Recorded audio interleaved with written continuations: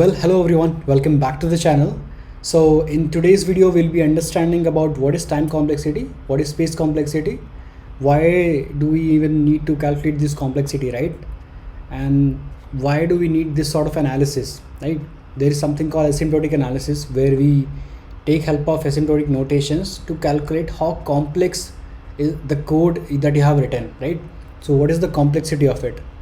We'll be understanding of all those things. It's very simple to understand. So without wasting any more time in some different concepts, let's get into it. So let's get into the explanation already, right? So first question that you ask, right? Why do we need a standard to calculate complexity, right? Let's say I have my laptop, I have some 8 GB of RAM, right? And suppose let's say 500 GB of space. Now let's say you have a powerful laptop, you have 16 GB of RAM, right? 1 TB of hard drive. Now I have a friend, let's say, who have 16 GB of RAM, right? And 4 TB of hard drive, 6 to 12 GB of graphics. No, we also have supercomputers. And what I'm trying to convey here is that we have different types of machine with a different type of power capacity, right? So let's say I created a program, right? In my system it is taking around 5 seconds. Now I have taken that particular program and I went to my friend who has 16 GB of RAM, right? 2 TB of solid state drive SSD. I have executed the same program in his system. It took less than 1 second, right? So what we understood is that the same program which I have written in my system, right, when it is executed in different system, it is taking different time. So that execution time is not really a standard to see what is the complexity of this particular program, the code that I have written, right? So what do we do to analyze that is we have this asymptotic analysis, asymptotic notations. Question arises, how do we actually calculate the time and space complexity of our program? For that only we have this asymptotic notations. That is why we do asymptotic analysis, so that we can calculate the space and time complexity of our code, right? So you understood why we need these notations, right? If we don't have these notations, we cannot calculate the complexity of our program, right? So let's get into the remaining explanation, which is what is time complexity. So as the definition says, right, time complexity is a type of computational complexity that describes the time required to execute an algorithm. The time complexity of an algorithm is the amount of time it takes for each statement to complete.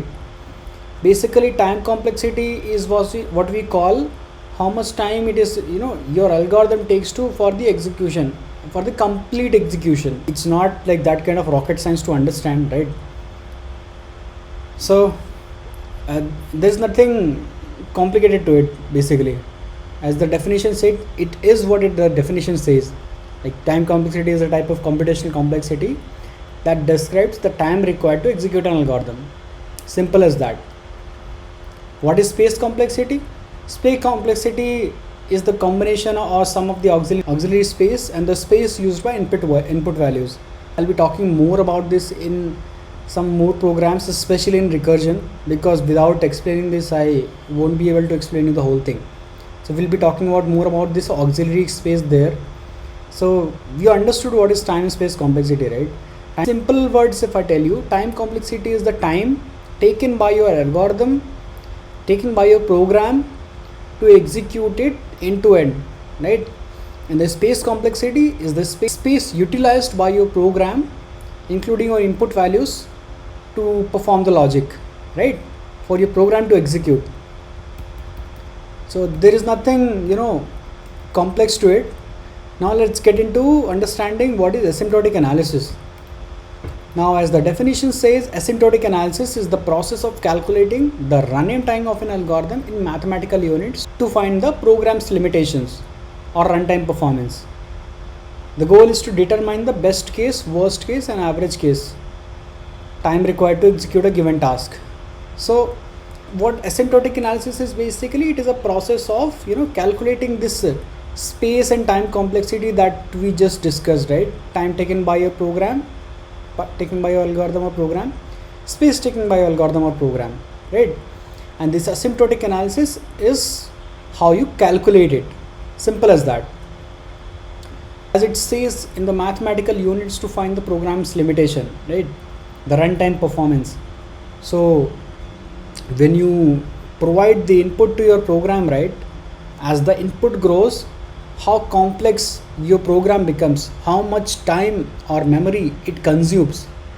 To analyze all this, we have something called as asymptotic analysis, right?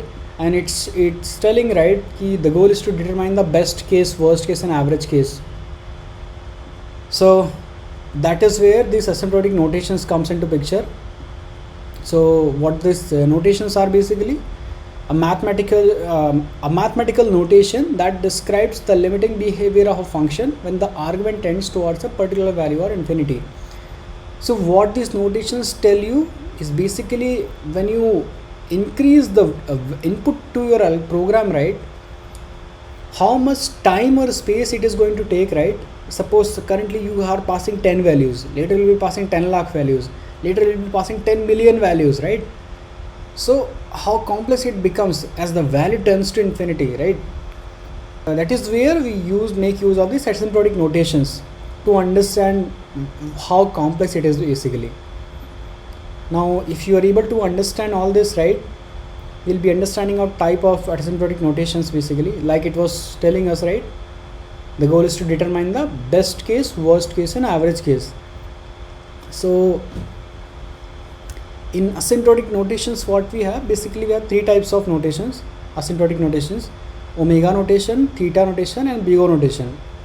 So omega is basically the best case. So we assume that the least time it will be taken by algorithm. So if you're performing some operation, right, in your particular program, this omega is notation what will tell you the minimum time required by your algorithm, right? And theta is basically it takes an average of the worst time and the best time. It tells you what is the average time or space it is going to take to perform that particular logic or calculation, right? Now comes the BigO notation. Now what BigO notation tells you is the worst case, the maximum time it or algorithm can take to execute your program, right? So actually there are mathematical proofs also for omega notation, theta notation and BigO notation, but those proofs are not actually that much of an use if you are into software engineering. Just if you want to get into more into research, right, how much time the proof took, right, to calculate all this, or you want to do some research on it, then it makes sense to learn the proofs, mathematical proofs, to understand how it actually provides the best case, how it actually provides the average case and the worst case. But now understanding that these notations exist, and BigO is the one where we calculate the worst case, this is enough to have a context over asymptotic analysis and these notations. You won't be needing more than this to solve any sort of problem, unless you are doing some PhD in computer science or you want to do some research work, right? Now why BigO notation is important, right? So if you have written some sort of program or code, right, what you want to do, you want to understand the maximum time your algorithm or program is taking. Why you want to know that? So that you know this is the maximum time it can take. It can take less than that, or it can be executed just like that. So when you know this worst case, right, BigO notation, that's when you are sure your program is not going to take more than this, right? This is the max amount of time it can go, right? This is the max amount of complexity it can reach, right? That gives us a surety that okay, we have to make sure your overall architecture, like infrastructure, supports at least this level of complexity. That is why BigO is important. So whenever we are solving some particular problem, right? So there we are actually not worried about omega or theta notation, because we are always worried about the worst time that it can take, the program can take. Now what are BigO notations, right? As I have shown you here, I have written here like constant time O of 1, quadratic time O of n to the power 2, logarithmic O of log n, linear O of n, linear logarithmic O of n log n, exponential.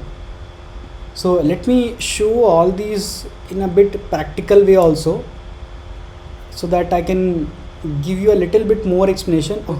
Let's say this is the program, right?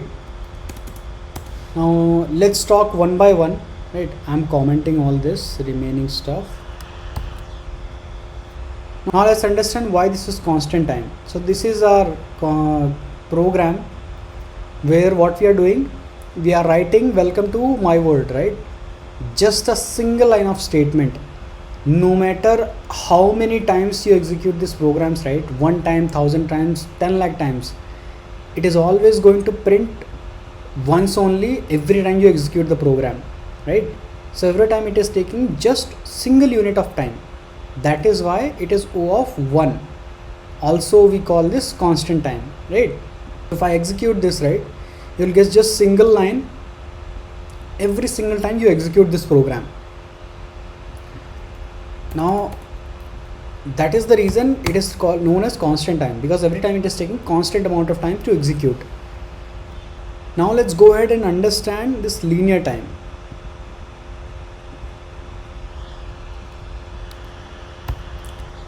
I have uncommented it. I'm commenting this quadratic and logarithmic for now. Also the constant one. So now why it is linear time? So if you see, I have given n value as 10 here, so right? So if I executed this one, right? So how many times it is going to print? This John Wick is going to print 10 times, right? Because the value that we have given is 10 only. 1, 2, 3, 4, 5, 6, 7, 8, 9, 10. So see, John Wick got printed 10 times, right? Now let's say we make it 100. Okay, I am executing it. Now John Wick got printed 100 times. So as we increase the input those many times, your execution is also increasing. Basically this statement that you are trying to print here, right, it is depending on the value of n, and how much value of n you are providing, that much amount of time your for loop is going to take, right? So if your logic takes the same amount as the input value, right, as the input increases, the exact same amount of time, right? Because if you make it 1000, it will execute 1000 times. That is what we call as linear time, right? And we represent it as O of n, n considering the input values. So I hope you understood what is linear time. And also this, if you are learning this for the first time, there is no issue with it. Just understand this. If you have any doubts, feel free to comment on the video. I'll explain it there also. And in the coming videos, when we are actually solving problems, I'll be explaining this actually every single time. So nothing to worry about that. So that is the linear time. Now let's talk about quadratic time. Let me comment this and uncomment this. Yeah. So what is quadratic time, right? So here you see we have two loops.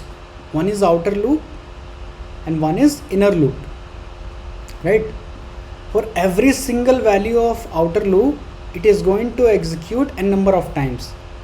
So it becomes n cross n, that is right, because for every single value of n, the inner loop also is going to execute n times.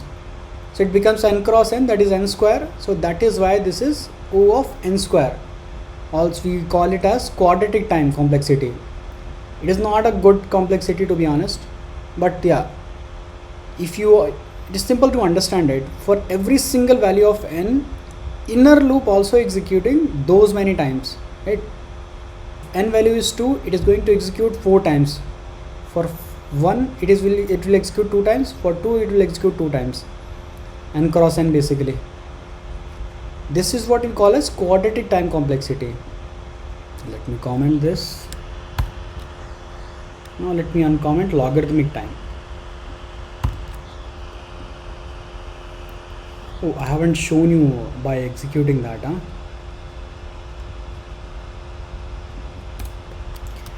Let me execute that also.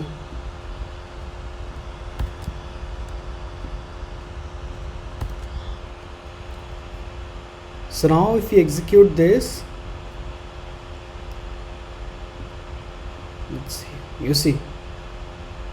So you see, for every single value of n, we printed this John Wick, right?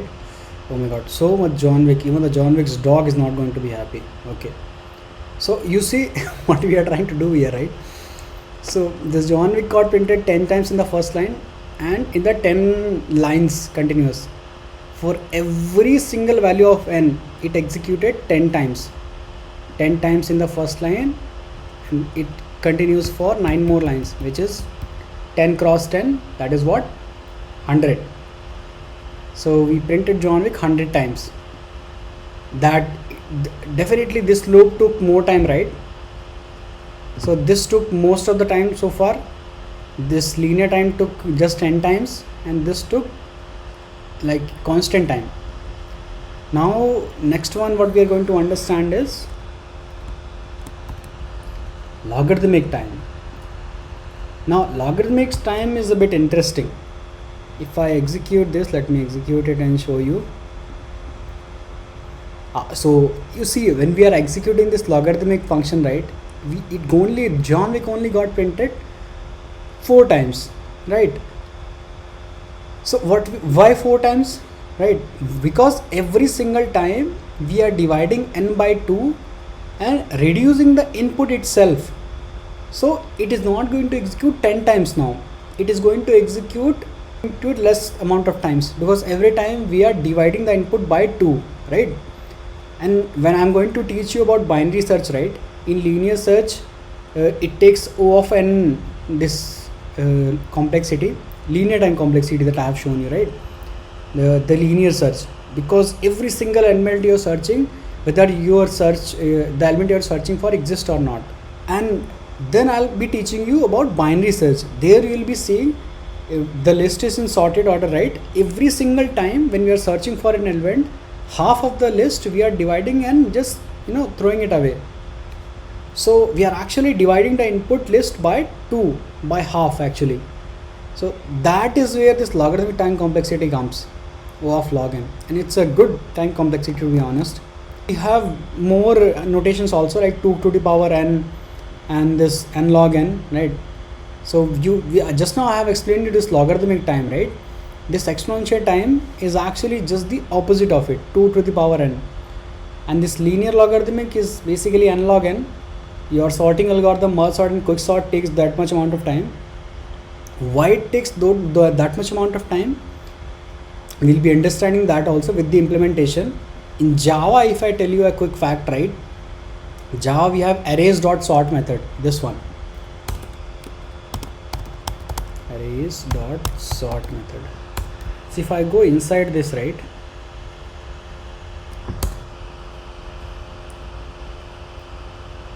it uses something called as dual pivot quick sort. So in quick sort, when I'll be teaching you, right, it will be using one pivot. So that is how we teach generally, right? So this is Java. You see the algorithm that is internally they are using, it, dual pivot quick sort. The real example where sorting is implemented in Java. Okay, now let's revise whatever we have learned so far, right? And I'll be showing you a wonderful website where you no need to make any single notes and everything is there already. So what we learned so far, we understood what is time and space complexity, right? Why we need a standard to calculate complexity? Because every laptop or every machine has different capacity, right?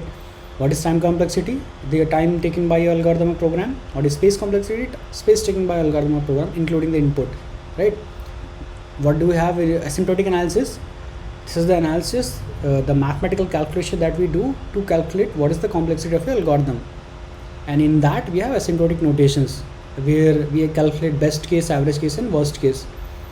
But we are mostly worried about worst case scenario, which is BigO notation, right? Why it is important? Because we want to make sure this is the max amount of time your program is going to take. It is not going to take more than that, right? That is the surety that this gives. And then we learned about these notations: constant time, linear time, logarithmic time, linear logarithmic, exponential. So that is the revision of whatever we have learned today. Now let me take you through this website. Now this site is called bigocheatsheet.com, right? So here the actually the representation is just awesome, right? Here you see, just now I told you about this constant time, O of 1, log and logarithmic time, and this linear time, right? And this is the quadratic time, this is the linear logarithmic time. So you see the above one, in above one it is showing as red. This one it comes under like dark yellow, this is under light yellow, this is like light green, this is dark green. So this part is actually a happy scenario for us. If your program it is taking less amount of time, right? If it is coming under logarithmic complexity, linear complexity, worst case scenario like linear logarithmic and log n, it can be considered as a good algorithm, right? But if it is taking quadratic time, exponential time or factorial time, that can be considered as bad, and even here it says horrible, right? So that is not a good complexity. Now here you see all those data structures are literally presented with their time complexity, space complexity. So whenever you get time, just try to go through this website. It's one of the best website I've found so far to see all the complexities at one place. So yeah, that's all I wanted to teach you about time and space complexity. From next video we are getting into action, that is understanding the actual data structure. We'll be starting with arrays, with the array list implementation, its operation, its time and space complexity, and then we'll be kicking off with the more data structures. Meanwhile, just understand what is time and space complexity, make sure we don't break production. May the source be with you.